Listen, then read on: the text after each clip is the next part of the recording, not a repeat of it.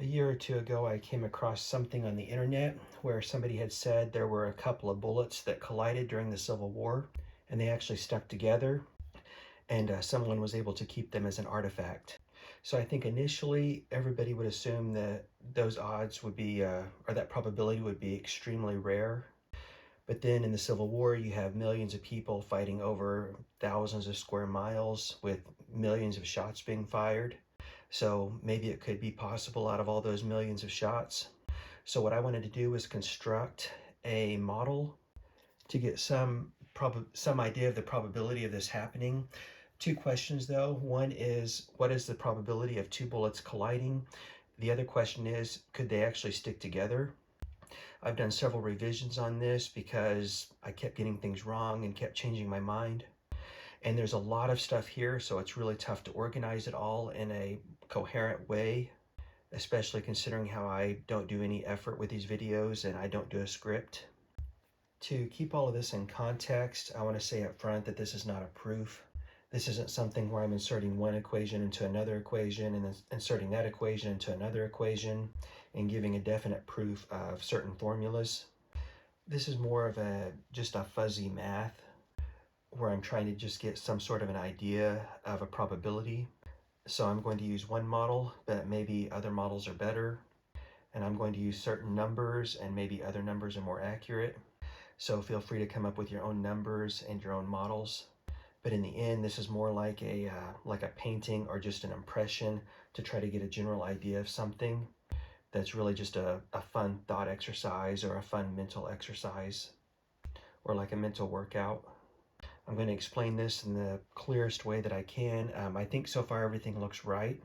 Okay, so starting out, probability of bullets colliding during the Civil War. Millions of soldiers fighting over thousands of square miles. How do you even create a model to represent that? So here's what I came up with. An idealized scenario where you just only have two shooters shooting back and forth at each other. That's what these kind of door-shaped objects represent, are these two rectangles. You could also say these are simply two computers and they're repeatedly firing lasers back and forth at each other millions of times. What is the probability that these two lasers will collide? What I did here is I constructed a target representing each person, 2 meters by 1 meter on each side. The bullet or the laser can originate from anywhere on one target and hit anywhere on the other target. Some of the false starts that I had with this is at first I thought maybe the bullet had to originate at the exact same place on one target and hit at the exact same location on the other target, but that's not true because somebody could be firing from a prone position, laying on their stomach, right, and shoot from down here, and they could shoot up towards the top of someone's head right here. Likewise, somebody could shoot while standing, and then their bullet could come down and hit towards the person's feet down here. And another question is, should I be considering the volume of the range right here, or should I just be considering a cross-sectional area? Because say one bullet comes down and passes through a point right here, but then a split second after it passes through that point, then the other bullet passes through that point going the opposite direction. So that makes it look like it's a volume problem and not an area problem. And I'm going to explain why I thought that. If you have two gas molecules bouncing around inside of a tank, those two gas molecules can occupy the same place but be there at two separate times and they just don't collide. Thus, it's a volume issue. But now if this is strictly an area issue where you just have to worry about the fronts of the bullets colliding, then I envision a multi-lane highway. Say there's a highway with like 20 lanes and you have a car at each end of the highway and these two cars are going to head towards each other. If those two cars pick the same lane, then they will collide. If they're in separate lanes, they miss each other. But those two cars will never occupy the same place at two different times because they'll each be in their own lane. So in this situation, you have two bullets coming at each other and they're going to collide head on, which makes it look like an area problem. Yet both of those bullets can occupy the same place at two different times, which makes it look like a volume problem. And this is actually because the bullets could crisscross each other. You could have one bullet originating from the top left part of this target here, which would actually be the right shoulder of the person that's facing us. And then that bullet could come down and land in the bottom right part of this target right here. Then you can have another bullet starting on the opposite side of each board and landing on the opposite side of the other board, and thus their paths will cross. But even though their paths cross, they still don't collide, because even though they both occupied that exact space right there, they were each at that space at two separate times. And that's what makes it look like a volume problem. Which means for the formulas, I need to use a volume formula and not an area formula. So I struggled with that. I don't know, this took me months to figure out, to get through all these details. And in addition, there's a time component, because these are slow loading muzzle loaders where they can only shoot once about every 20 seconds or 3 times per minute. So somehow I have to factor in the time component, because most of the time there's not going to be any bullets flying up and down this range. It's just going to be empty space while both sides are reloading. This also means that whenever a bullet is flying downrange or uprange, most of the time that bullet's going to be in the air by itself, and there's not going to be any other bullets in the air to collide with. So let's see here. Idealized scenario, only 2 shooters or 2 computers. What we're interested in here, we just want the cross-sectional area of the bullet divided by the cross-sectional area of the range. That's the answer. That's the summary of the probability of these 2 bullets colliding. And it makes sense when you think about it. One bullet is flying downrange right here and has a certain cross-sectional area in this range. The other bullet has to hit that other bullet right there. A volume, using a volume equation doesn't make sense here, because these bullets are only going to hit face on. It's not like they're 2 air molecules bouncing around in an aquarium and you're wondering about the probability that they're going to hit each other. And I'll explain the logic that I got on this. The way that I can turn this volume problem into an area problem is that I'm going to do what I call a traveling wall model, where when this bullet is fired from this guy downrange, and let's just say if he's standing, the bullet would be fired from up high. If he's kneeling, it could be fired somewhere in the middle. And if he's laying prone on his stomach, it could be fired somewhere on the bottom. But when he fires that bullet, I'm going to use a traveling wall model. So that bullet is going to, it's like a wall that's traveling from downrange to uprange, and that wall has a grid on it. And that bullet is going to overlay the grid, or it's going to overlay a certain square in that grid throughout the entire distance. So when the guy up here pulls the trigger, what he's not guessing where that bullet is at the instant he pulls the trigger. He's guessing where that bullet will be when both of their bullets meet up somewhere in this range. Or I guess I could say when they're occupying the same vertical plane somewhere in this range. With this model, both bullets could actually hit the same square at 2 different times. So say the guy downrange shoots and is in a certain square, and then the guy uprange shoots and his bullet passes through that exact same square, but the bullets miss each other by just 1,000th of a second or so. But with this traveling wall model, if there's a grid on that wall, when this guy pulls the trigger, he's guessing where that bullet is going to be on that grid when the bullets meet up. And thus I have turned a problem of volume into a problem of area. If you don't want to use a bullet scenario or a bullet model, you could say that he's pressing a button like on a game show. Or you could say that he has to guess the card of a dealer. Maybe the person downrange is the dealer, and the guy uprange has to guess that card that the dealer is holding up. But here's the deal. If this is like a dealer holding up a card, or say this is the host of a game show and he's holding up a card, it's an electronic card, and that number on the card represents where that bullet is on the grid. But as that bullet travels from one end of the range to the other end, it's continually drifting from one square to the next as it goes from the top part downrange to the bottom part uprange, or vice versa. So as this dealer or the host of this game show is holding up his electronic card, the number on that card is changing say 100 times a second or 1,000 times a second as that bullet drifts from one square to the next as it passes downrange. So again, the guy here that's uprange right here, he's saying when I push my button or when I pull that trigger, when these bullets meet up, they're going to meet up at exactly square 3,276. And if he gets that right, then he gets a bullet collision. Also, I'm going to look at the possibility of even two bullets sticking together. Mini balls used during the Civil War, according to Google, most of them had these pretty sharp points on them. So I think even if you were to put one of these bullets on a stick, like just set it on top of a dowel rod or something and shoot it point blank with another mini ball, I don't know if you could ever get them to stick because those points are so sharp. These modern mini balls, I shot a muzzleloader quite a bit, or at least a few times as a kid. And the muzzleloaders, the mini balls I used had these flat noses on them, so slightly increases the probability of a collision and sticking, possibly. I shot a lot of these round balls as a kid, and Google said that these round lead balls were used at least some during the Civil War. Don't know how accurate that information is. So let's just pretend that these are two cylinders being fired at each other, and these cylinders have flat edges or flush faces on them. So that way when you get a collision, there's a better probability of them sticking. Even though this isn't how bullets looked, I'm just going to do this as a possibility so we can say, you know, what are the chances that these bullets could actually collide head on enough that they could stick. Okay, there is a space and time component because most of the time, so say this dealer right here is holding up a card every 20 seconds because that's how often he can shoot.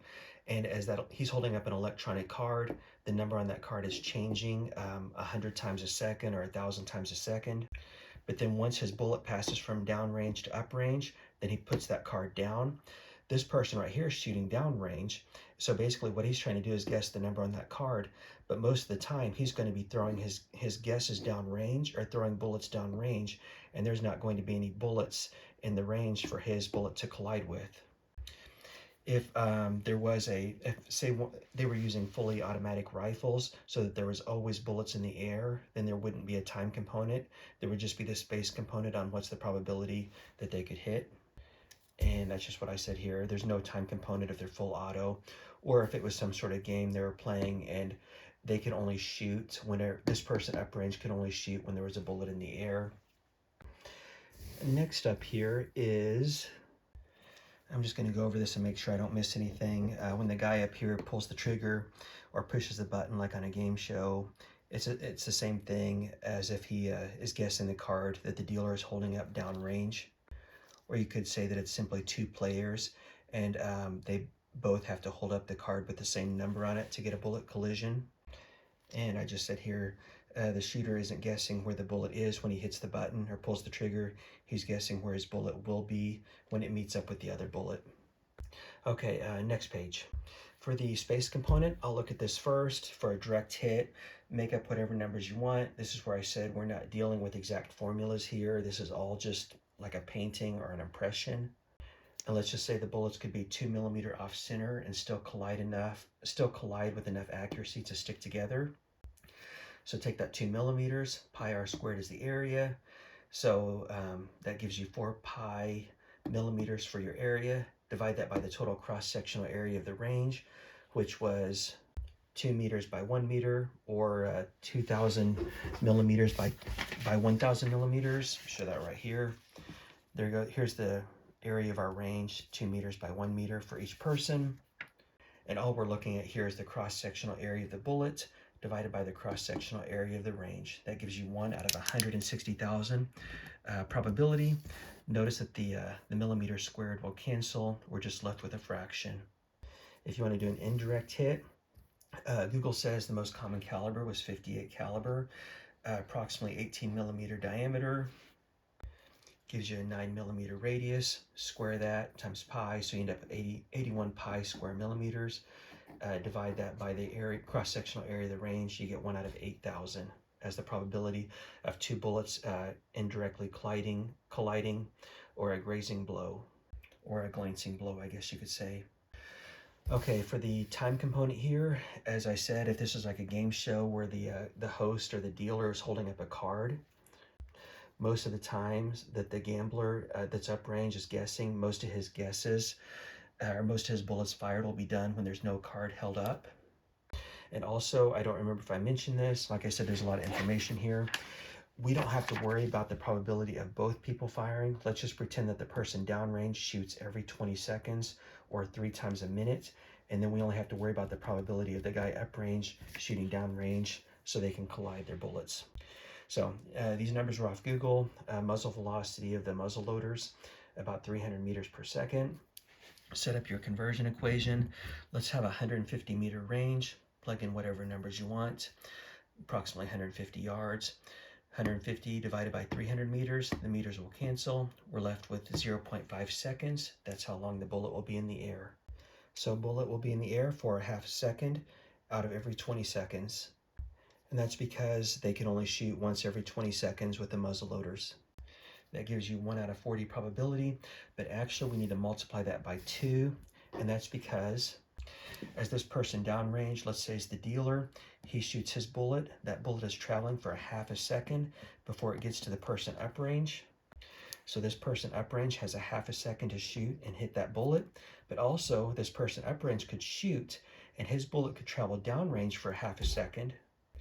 And then right before his bullet collides with the target, a bullet could come out of that target and collide with his bullet.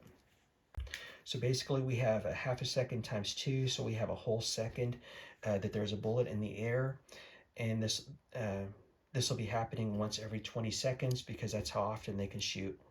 So 1 out of 20 probability of getting 2 bullets in the air at the same time. And next page. Through space and time, as Journey said in their song, I believe that's faithfully, we are going to multiply the space and the time component. For a direct collision, the probability for the space component was 1 out of 160,000 times the time component, which is 1 out of 20, and that will give you a probability of 1 out of 3 million. Take an indirect collision, which was 1 out of 8,000 for space component. Time component will be 1 out of 20, gives you a 1 out of 160,000 probability of a glancing blow. That's just a coincidence that this 160,000 here shows up here and here for the direct and the indirect collisions.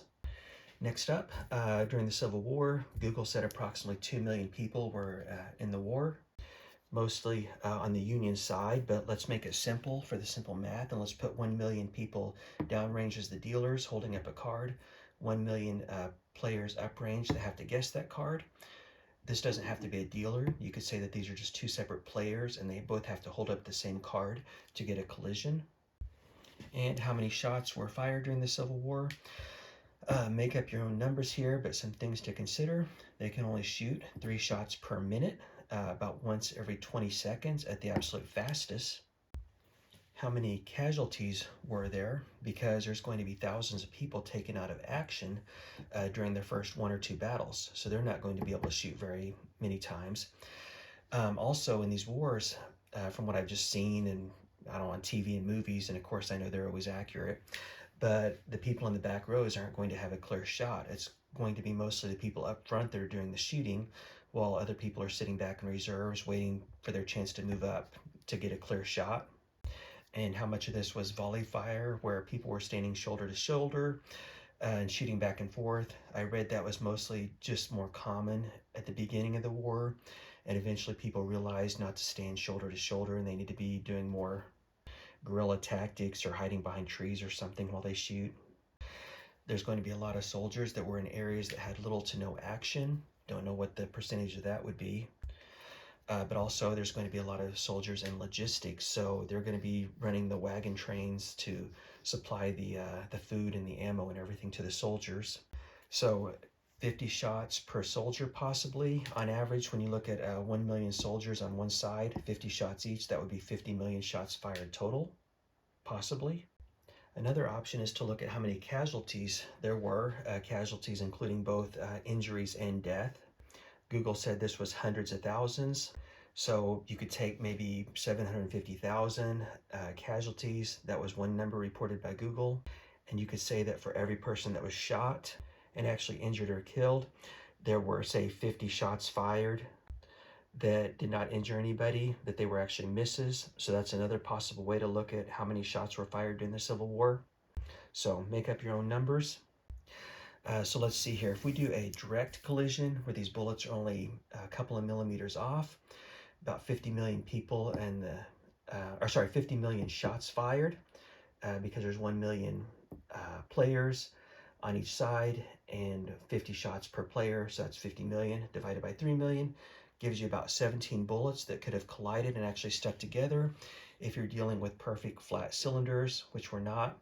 And we also have this idealized situation where two soldiers are just standing across from each other and repeatedly firing back and forth. So for an indirect collision or a glancing blow, you got 50 million divided by 160,000. That'd give you about 300 bullets on the battlefield that had collided with each other, possibly. And again, this is under very idealized circumstances.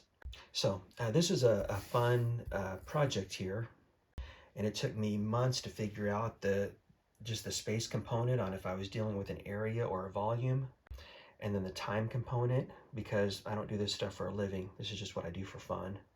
And so, yeah, like I said, this isn't like a definite, there's not definite equations here that you can prove or disprove. It's kind of just a lot of fuzzy feelings and things that you think sound right or look right. So this was a fun project, makes you think definitely. And for anybody that sees this video, I encourage them to come up with their own models on this and their own numbers to see what they could come up with, I guess. I think in the end, we're still looking at an area model instead of a volume model, which will be the cross-sectional area of the bullet divided by the cross-sectional area of the range. And then from there, it's just plug in whatever numbers you want. And I wonder if some historians could give more accurate information on this, on the possible number of shots fired. Possibly, I don't know. But back in the Civil War, yeah, I don't know how accurate their registries were for soldiers. They didn't have social security numbers. And I live near some Civil War battlefield state park areas, and there were a lot of unknown soldiers buried. So they didn't even know who the people were after they were killed. So I get the idea that a lot of this information is pretty fuzzy.